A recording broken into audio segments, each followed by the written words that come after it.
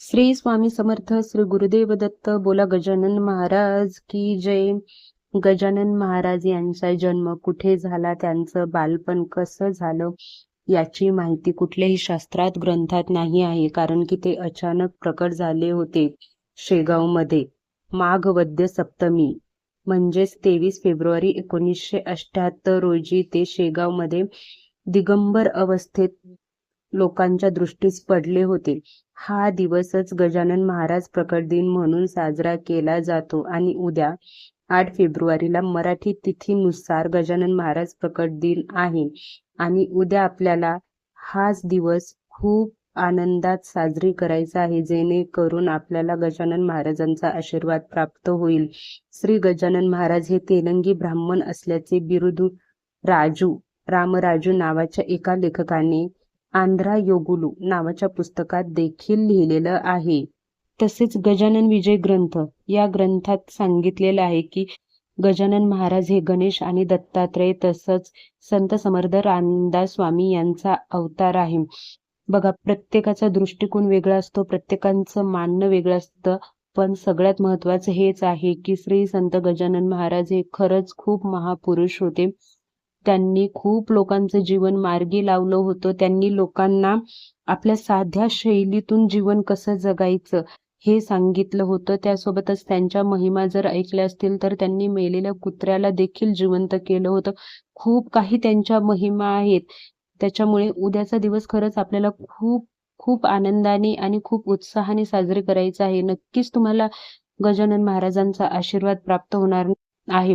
तर उद्या आपल्याला काय करायचं आहे, कोणता नैवेद्य दाखवायचा आहे, पूजा कशी करायची आहे, त्यासोबतच कोणते मंत्र बोलायचे आहेत, याबद्दलची सगळी माहिती मी तुम्हाला आजच्या व्हिडिओमध्ये सांगणार आहे. त्यामुळे व्हिडिओ शेवटपर्यंत नक्की बघा. तर सगळ्यात पहिलं आपल्याला काय करायचं आहे, तर सकाळी लवकर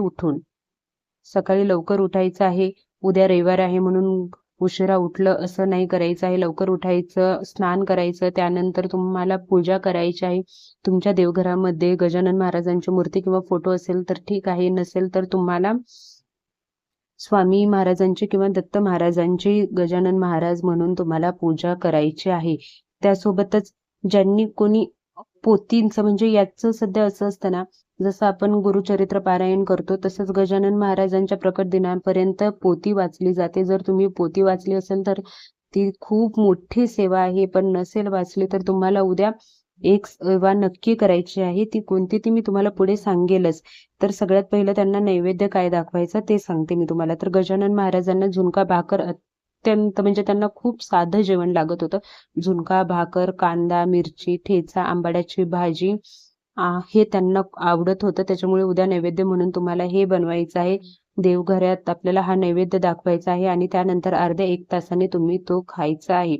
वाया जाईल असं करायचं नाही आहे. तुम्ही दाखवा, अर्धा 1 तास देवघरात ठेवा, त्यानंतर तुम्ही स्वतः तो नैवेद्य खा. व त्यासोबतच गोडामध्ये तुम्ही शिरा बनवा किंवा कुठला इतर गोडाचा पदार्थ बनवला तरी चालेल. व त्यासोबतच तुम्हाला सेवा काय करायची आहे, तर सेवा हीच करायची आहे की तुम्हाला श्री गजानन महाराज यांचा मंत्र जाप करायचा आहे. आणि तो मंत्र त्यांचा अतिशय पवित्र आणि त्यांचा आवडता मंत्र म्हणजे गण गण गणात बोते या मंत्राचा जप तुम्हाला 1 माळ करायचा आहे.